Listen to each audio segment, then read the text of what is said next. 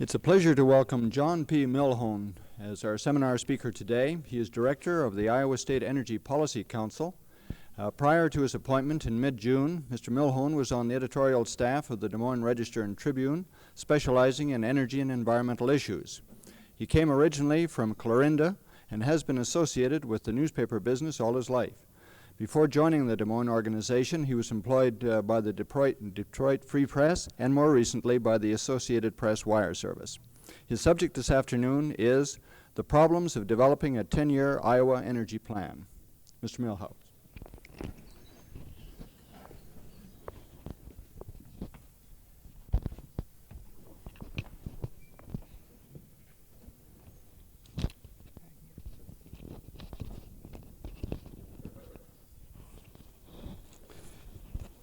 Thank you.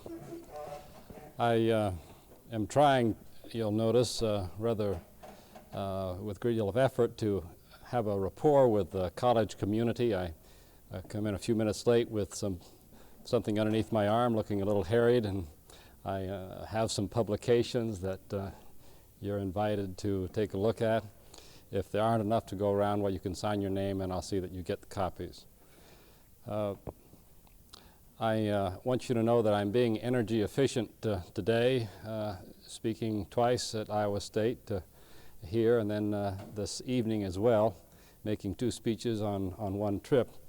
I think that some people may be saying that it's time I stayed home for a while and developed something to say, and you'll have to judge that. I've been talking a good deal about energy lately. I think the state has an energy program that it can be proud of. And getting out the message, I think, is part of my job. Although I must confess that I feel a little bit like the man who was the fifth husband of a fading Hollywood star, a starlet. She had gone through 4 husbands before, and he was facing their first night after they were married. And I feel a little bit like he must have. I know what I'm supposed to do, but I'm not sure I can make it interesting.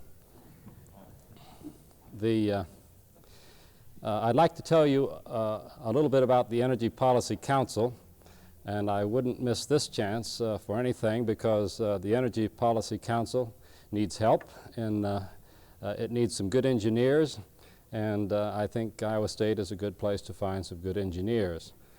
The Energy Policy Council was created by the legislature during the last session. It has numerous responsibilities, and it's quite a unique organization.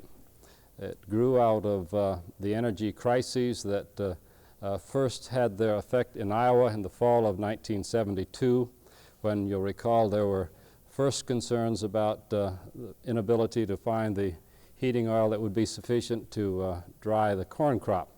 As we looked into that situation, we realized that the problem went beyond that to sufficient heating oil and propane and other supplies to provide space heating in rural areas. And the Iowa decision was made with a great deal of trepidation to get into the fuel allocation business in the fall of 1972. There was no certainty that this would work, but there was a great deal of certainty that if something wasn't done, there would be people in Iowa without sufficient supplies. Many of the natural gas customers who had mainly hospitals, nursing homes, institutions of that kind, had interruptible contracts where their supply could be cut off. They had standby supplies of heating oil, but in some instances enough heating oil to last only 1 day or 2 days, with the possibility of being without fuel for a longer period of time. The decision was made, and the Iowa Fuel Allocation Program worked amazingly well. It was developed by Maurice Van Nostrand and Sam Tuthill, working closely with the governor, and moved fuel oil and other supplies into 65 communities that winter. So in the following year, when the energy problem had grown and became recognized as a national problem, the federal energy program initially was a terribly complex and cumbersome and overly organized design. the people in Iowa who had administered a successful program pointed out the defects in what had been proposed, and the federal allocation program in many of its more successful provisions are patterned after what had been taken place, what had been done in Iowa. The legislature had a study committee during the summer of '73, and out of that study came recommended legislation for a permanent energy policy council, and this was passed by the past legislature. The council was established in June, and the governor named me as the director of the Energy Policy Council. The council itself is quite a unique organization. It has 13 members, 5 lay public members, 4 legislators, and as ex officio members, the heads of 4 different state departments: the Iowa Commerce Commission, the Department of Environmental Quality, the state geologist, and the Secretary of Agriculture. Now, this is a kind of organization that would make a political scientist wince, in that you have legislators and public members and state administrators all brought together in one entity. You don't have what you would normally expect, the separation of powers, what have you. But you do have brought together on the council all the people in Iowa, or representatives of all the people in Iowa who might be concerned or dealing with the energy problem. You have the legislators, you have lay public members, and you also have the heads of state agencies that deal with energy in one way or another. So we avoid the possibility that, or certainly try to, that portions of the public would feel as if they aren't represented, or we avoid the possibility, or try to, that legislators will feel as if they're being ignored by what is being developed in the energy field. We also avoid, or try to, the possibility that the state utility regulatory agency may be setting one kind of policy, the environmental protection agency a different sort of policy, Secretary of Agriculture a different sort of policy, and that these different entities would be going in diverse and contradictory positions. At the federal level, you have 37 different agencies with some kind of energy responsibility. And we have, and this sort of blurred mass doesn't make for a very successful or hard or effective impact on the problems that we face in the energy field. We have avoided that kind of problem in Iowa. We have one entity to deal with energy problems. We've brought together those in Iowa who would be concerned with into one unit. The responsibilities that the Energy Policy Council has are immense in coping with the issue. Probably the most demanding challenge is the preparation of a 10-year energy plan. The 10-year plan is to cover what Iowa will need in the energy area during at least the next 10 years, the alternative methods of meeting those needs, the environmental and economic impact of each of those alternatives, and then a weighing out of the kind of mix of alternatives that should be used in order to meet the needs. But you see, immediately this gets into such questions as should there or should there not be a nuclear moratorium? Should we or should we not expect to meet future electric energy generation needs in that fashion? Should we or should we not mine Iowa's coal? How do you weigh out the environmental impact of coal production? How significant are the sulfur oxides and other pollutants that come from some forms of coal? The difficulty here is that it would be quite easy to condemn each source of energy, to find reasons why there should be no nuclear power reactors, why there should be no new coal mines. We know natural gas supplies are running out, and we know that the importation of crude oil causes balance of payment problems and political problems as well.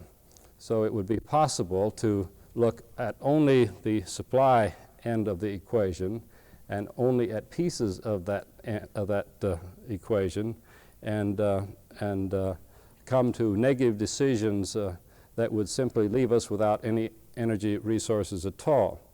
At the same time, it is necessary to look at what is happening in the energy demand area. In this field, Iowa has been increasing its energy consumption at about a rate of 3.9% a year. If we were to reduce that rate of increase in any significant manner, there would be a number of adjustments that would have to be made.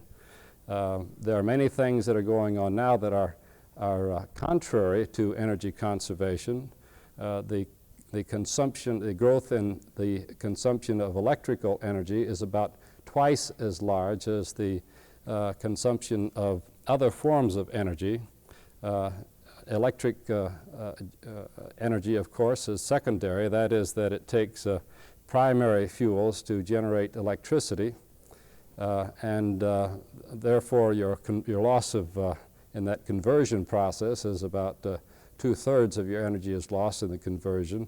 So your shift to more and more electrical energy means that you're depleting more rapidly your fossil fuels and other forms of energy used to generate electricity more rapidly than if you use those sources directly instead of to generate electricity. There are numerous conveniences. Certainly electrical energy is more reliable in many instances. At least we in Iowa have not had brownouts. We have come to believe that we can turn on the switch and the lights will come on, and there has been a record of reliability here that is impressive and which we rely upon. We don't have yet established the same kind of reliability in other areas. The development of this energy plan would be difficult and very interesting, very important, even if there were not the nuclear moratorium issue that emerged during the last session of the legislature. That bill was not passed, but a Senate resolution was passed instructing the Legislative Council to conduct a study of whether there should or should not be a nuclear moratorium in Iowa. The Legislative Council asked the Energy Policy Council this question. The Energy Policy Council has been looking around for some other council. We haven't found it yet, so we have that hot potato as well. Our approach to this is to develop a study plan that was approved yesterday by the Energy Policy Council and by the Legislative Council as well. This will include an energetic effort to put together a preliminary report between now and January 15th, which is the first target date that was given us by the legislature for the preparation of this report. At this first report, what we will be trying to do is bring together the relevant information for Iowans and for the legislature in deciding the kinds of questions that are involved in the energy choices we face in the future. That is, how are we going to meet our needs? This is not only a scientific or a technical question.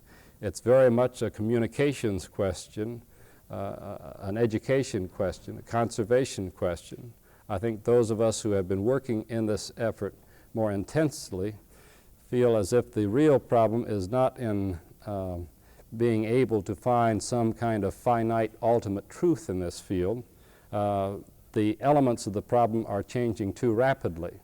What we feel we can do is find out enough about the factors that we have to deal with to make pragmatic and realistic and defensible and wise, if possible, decisions on an ongoing basis, being open-minded to the new data that we need to absorb and evaluate, and that may change the decisions that we will be making. Recognize as we make decisions the basis upon which they're made, so we'll be able to change our assumptions if they need to be changed and develop other decisions. In other words, a matrix for an ongoing assessment an adjustment and change and development of an energy policy. I think that the members of the Energy Policy Council have recognized that they have, in the time they've been working on this problem, much more awareness of the implications of it, the difficulties of it, than they had initially, and the feeling that what really is needed is an attempt by them to convince other Iowans of the issues that are involved, and convince the legislature of the dimensions of the problems involved. And in this sense, being what Toffler has called sort of a continuing sort of town meeting approach, where all Iowans, or as many as possible, are brought into the arena and made informed about the issues that are involved. So the study that is being prepared now and will be completed in a preliminary form in mid-January will be followed by a 3-day conference in the latter part of the month, which we will tie in and coordinate with the start of the legislature so the legislators can attend the conference. At this session, we hope to bring in some of the foremost people in the country in the energy, particularly the nuclear energy field. We are striving to, in our study and in the plans for that conference, provide a balanced, objective, informed climate for decision making. One of the difficulties in this area has been those who are pro-nuclear tend to other people who are pro-nuclear and become very strongly convinced and reinforced in the wisdom of their position.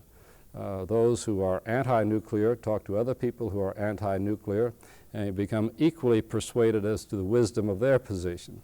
The Energy Policy Council and I as well are going to do everything in our power to avoid falling into one camp or the other, but to be a vehicle or a mechanism by which these two contending groups can be forced, if necessary, to face the insights or the wisdoms or the concerns of the other, and a source of bringing the different points of view together so that the arguments can be viewed together, the issues can be identified, the evidence can be weighed, the reliability of the persons espousing the positions can be measured, and in this way we can proceed to develop facts or information that is reliable and that persons on both sides of the issue can respect and place some confidence in,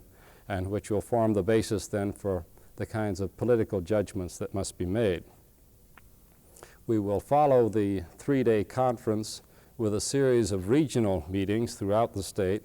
At the present time, we intend to use the 8 paired regions that were used in the Iowa 2000 conference.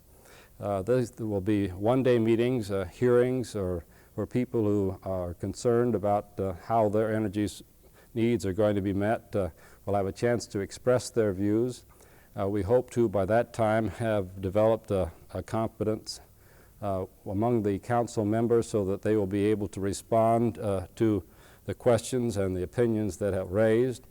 This would be, we would hope, an open-minded sort of gathering where if there are defects or flaws in what has been proposed, the energy report will be altered and changed and revised and improved. And after these hearings have been concluded, then there will be the final energy report presented by the Energy Policy Council in the spring of '75. The requirement that there be an energy report is an annual one, and as soon as we have completed this process and come forward with recommendations, then we will be monitoring the information that we've developed, the basis for it, and look again at the preparation of some kind of second annual report in the start of 1976. I think that in the energy field, the division now is among those who feel that there is an energy crisis and among those who feel as if it's a sham. My point of view, and I think that of most of the council members, is that the crisis is real. This doesn't mean necessarily that the crisis or the shortage has erupted in a way that that hasn't had some manipulation, and it doesn't mean that it couldn't have been dealt with more wisely and that some of the shortages and price increases could have been avoided. I think that they could. But the person who I see as wisest in this area is a geologist named King Hubbard, who many of you may be familiar with. He was, as a younger man, employed by an oil company and asked to make some long-term projections as far as the supplies of different minerals. He approached this in a very scientific way by looking at specific resources in local areas and charting the manner in which they were depleted. And he found that they followed a fairly reliable bell-shaped curve, that he dealt primarily with local coal fields, and the development, the coal from the field moved fairly slowly, and then it accelerated, and there was quite a peak of intense mining, and then the supplies started cutting out, and you went down on the wrong side of the bell-shaped curve. Then he took this approach and developed sort of a standard bell-shaped curve for the development, consumption, and exhaustion of an energy source, and treated the world's supplies or national supplies of energies in the same way. And he found that you could, on a chart, put your consumption vertically and your years horizontally, and identify points along the bell-shaped curve. And at this point, he was able to then, when he saw the shape of the curve that was developing, come to the estimates that were made as far as the available supplies in that geographical area. And then he would know how much space or how much volume would have to be below the bell-shaped curve. So he had the elements that were necessary for completing the extrapolation of his curve. And through this way, he made some quite accurate projections on when U.S. Oil supplies would peak out and start to decline. And the points and the projections that he made are have stood up, I think, far better than any other geologist's estimates of what we were in for in the energy field. Well, if his projections are valid, if indeed our world's energy supplies are finite, if we are consuming them at a gluttonously rapid rate, then it is we are in that position where we are on the downhill slope of a bell-shaped curve, and the kinds of problems that we're going to be facing are going to grow more intense as the curve becomes steeper. And the difficulties that we face in adjusting to this process are not merely those of identifying specific issues of a momentary or fleeting nature, but in developing the climate of public opinion and acceptance that that is necessary to make the shift from an energy-intensive society to one where energy conservation has a great deal more acceptance and is infused and made a part of public policy in a much far more effective way than it has been at the present time. And the development of the energy plans, the successive energy programs for Iowa, will be an effort at the state level not only to be aware of the course that is ahead of us, but also develop the political wisdom and the public acceptance that are necessary to make the decisions that this sort of energy shortage that we're facing will require. I think the most interesting portions of a program like this are when the speaker has run through his opening remarks and opens the meeting up for questions, and we're at that spot now. Are there any engineers on the Policy Council? Actually,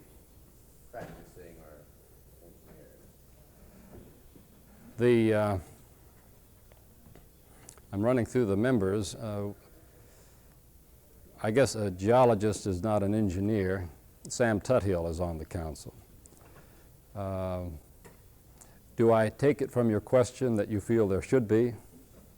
Oh, I only asked for information. However, I would say I would think there should be a technologist who could judge whether proposals have a technical basis, sound basis. I would say in answer to that question that I think we need sound and reliable engineering judgments and information. And that's why I'm here, to describe to you what we are trying to do.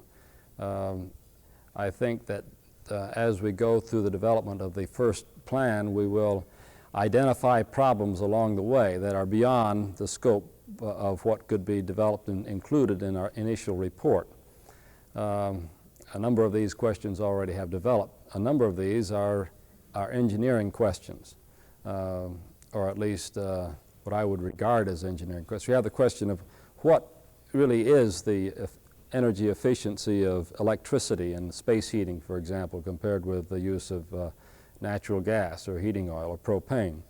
Now, the difficulty with looking at the studies that have been done in this area are that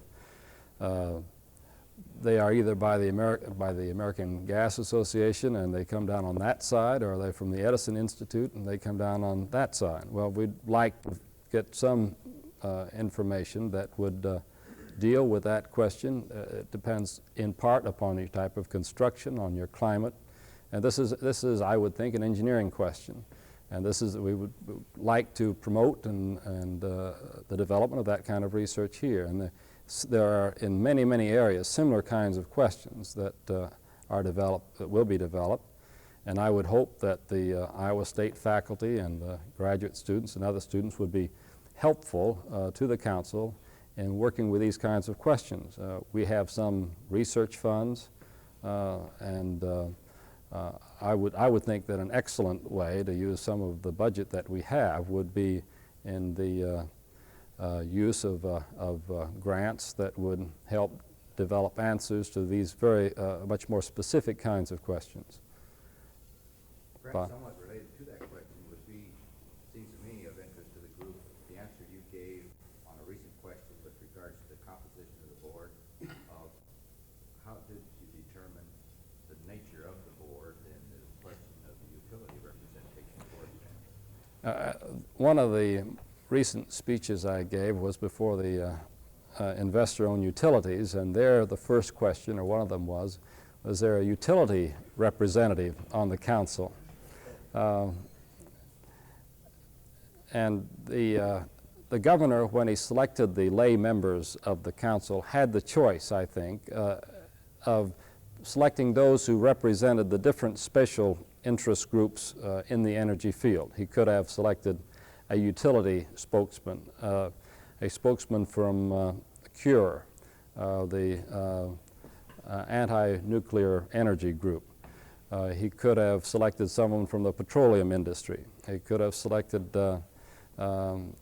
someone from the natural gas field. I think he made the wise decision not to go that route. The result of that would have been that the council itself would have been the arena for contending forces, and positions would have been fixed. And I don't think discussion would have been very productive. I think he picked people who were generally familiar with energy problems, but who were not locked into any one position. And I think the result has been very good and have favored that choice. Yes? Is the council advisory primarily, or does it have some form of regulatory power? The council is primarily advisory. I've been stressing that function, which is preparation of the energy plan, and in this area it is advisory. It has other responsibilities. One of those is to help deal with an acute energy shortage. the council has the responsibility, if we were to get into a situation of crisis because of energy shortages, of making a recommendation to the governor, if the situation looks so severe as to require it, that he declare an energy emergency. And then if the governor so declared, then he would assume certain emergency powers. So these could be the allocation of available supplies, the limiting of the hours of public accommodations, and a number of similar emergency powers. Now then, the governor, in such an instance, could delegate those responsibilities to or some of them, to the Energy Policy Council or to the Energy Policy Director.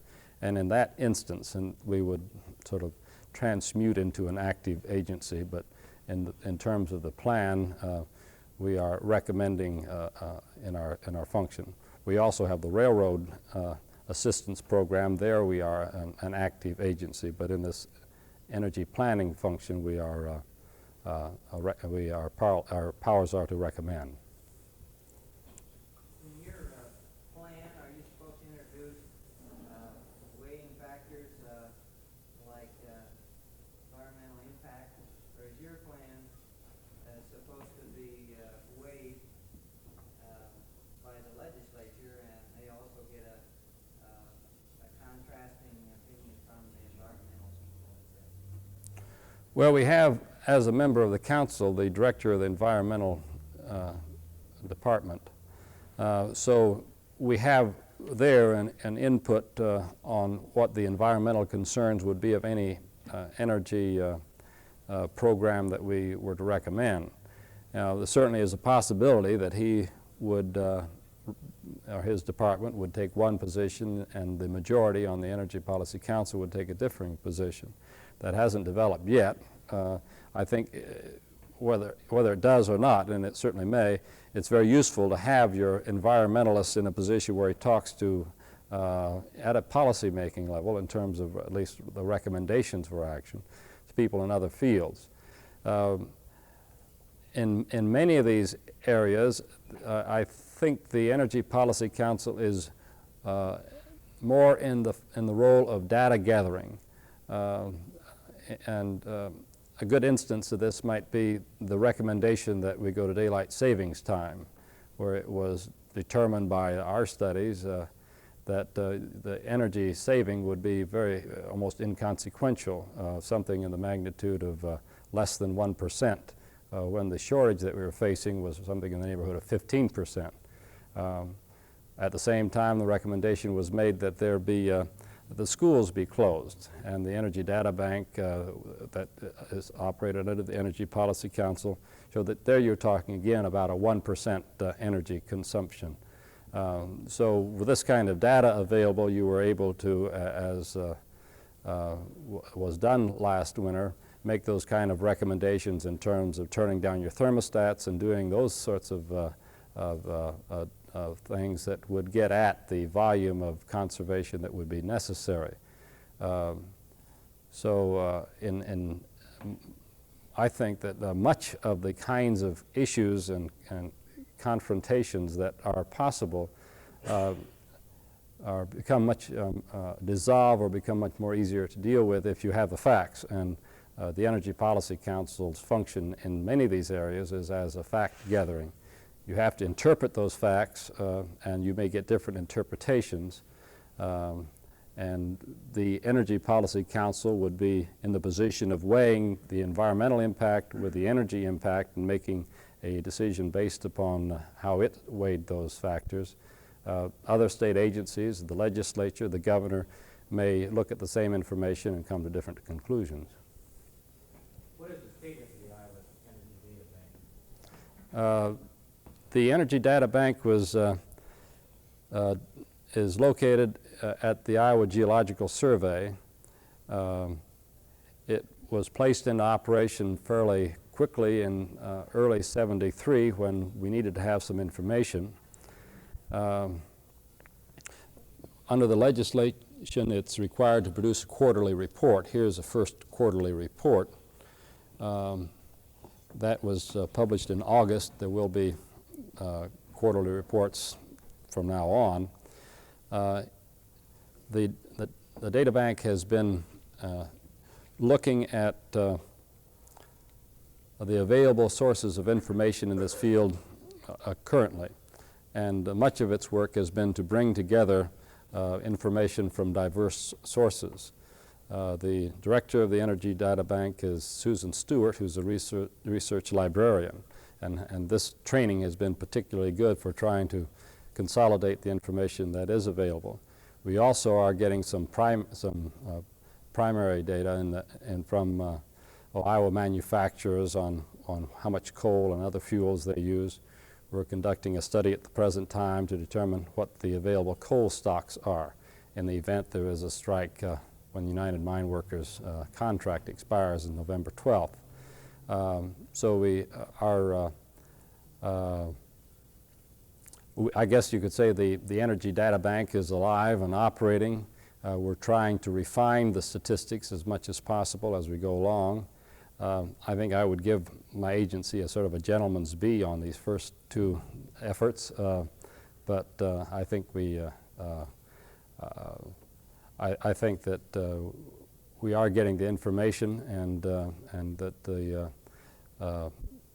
there has been an effort in Iowa to put together information that as quickly as possible, as it could be done in a reliable way. The budget for it has been relatively small compared with agencies in some other states. We could do much more if we got into econometric studies and tried to get information on different regions. We haven't done that, but we have provided information that makes it possible to make some fairly quick political decisions as the energy situation requires it. Susan Stewart was asked at a meeting of the National Governors Conference last month to represent the states in this energy data area because of the work that she had done in developing this information system. We're in the early phases, and I think we can refine it, but I think she has done really an excellent job working closely with Dr. Tuthill and others with the Geological Survey. Question of how information is brought to the attention of the council occurs. Do you ask for it, or do people who think they have information of interest or concern to you, do they bring it to you? You mean for the Energy Data Bank information? There's a difference whether we're talking about that or about, say, the broader horizons of your study. How do you get this information? Well, we have monthly meetings, and we put out releases ahead of time to when our meetings will be, and we have had a number of people who simply come and have participated. We've tried to make our sessions quite open, and there's a time during each meeting when people can express their concern or ask their questions. Certainly anyone who has some information or some suggestions, recommendations can come to my office or can mail them to me, and we were interested in what they may have to say. We have, in the Energy Data Bank area, tried to identify that data that is most significant in dealing with the problem. And looking at engineering questions, that would be a good engineering question on a specific field. And then we have tried to find what sources were available and get that information. We have done a number of separate studies, and designing those questionnaires has been an effort just to get that information we would need. And we've had very good cooperation from the people who we've asked for information. We have, under the law, subpoena power if necessary in order to get information. We haven't had to use that, and I would anticipate that it wouldn't be necessary, although it could be under some circumstances. How much of an interrelationship is there, if any, between Iowa's council and other states in the Midwest area, the Midwest Governor's Council? Well, there is an energy committee of the Midwest Governor's Council, which has been holding meetings of a fairly regular nature, I think once every month or 2 months. one of the areas that the Midwest Governors Council has worked on is energy data systems. And they held a meeting recently in Chicago where each state reported what it was doing in the energy data field. The approaches are quite varied and quite different, to some very sophisticated computer studies that won't be on board for another year or so, to some that are just getting started. The effort there and the continuing effort will be to provide enough communication among states in the Midwest, and this is just starting to take place at the national level as well, so that there will be possible an interchange of data, so that there will be an agreement among the states on that data that is necessary for dealing with the energy problem, and it will be collected in the same way in each state, so that we can have the start then of some regional and national state energy information systems. There was some criticism during peak shortages that those states who did a good job of avoiding emergencies were penalized by the national government. Do you see any validity to that? Well, the basic year was 72, and that was in most. There were some shortages in the fall of that year, but I don't think that there was a major conservation effort that had significant impact on the data for that whole year. So the present fuel allocation system, I don't think, has reflected any kind of penalty of that nature. And you mentioned that you get reports which could be biased due to the author about the efficiency of natural gas versus electricity, and that you would like a reliable, unbiased report on this. What steps have you taken to get this? Have these been announced as research goals you'd like, or have you gone out and asked somebody?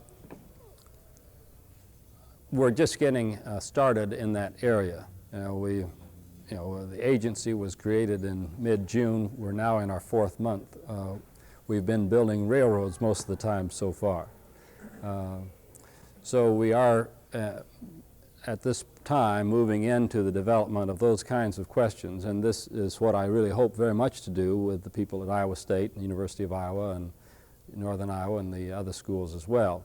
I see this, the Energy Policy Council is unique in its makeup, and the assumption that is involved in that unique makeup is that energy is a kind of problem that will have to be dealt with in a different way, in a way that involves more people, new channels of communication, and a kind of problem that we're going to have to use all the resources we have.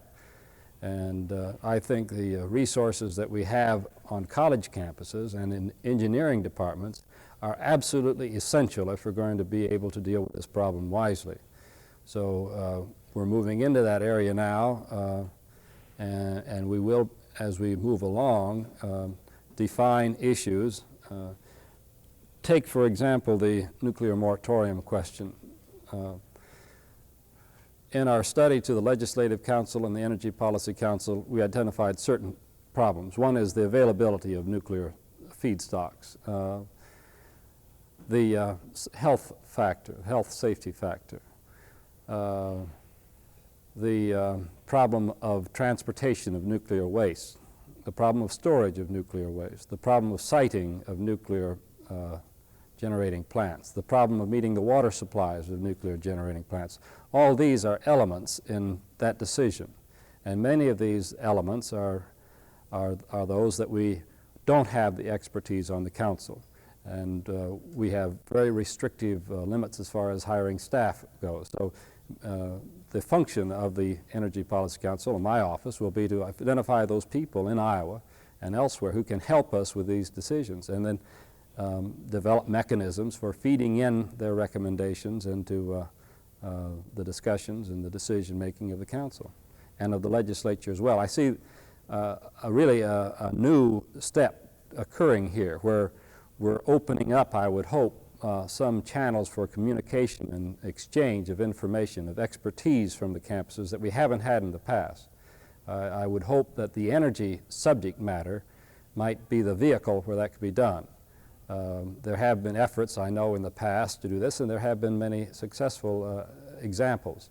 But I think we have in the energy area a compelling necessity for the policymakers to work much more intimately with the campus experts. Thank you very much. We've reached 5 o'clock. John Milholm, you've presented an illuminating, energetic talk today, and thank you very much.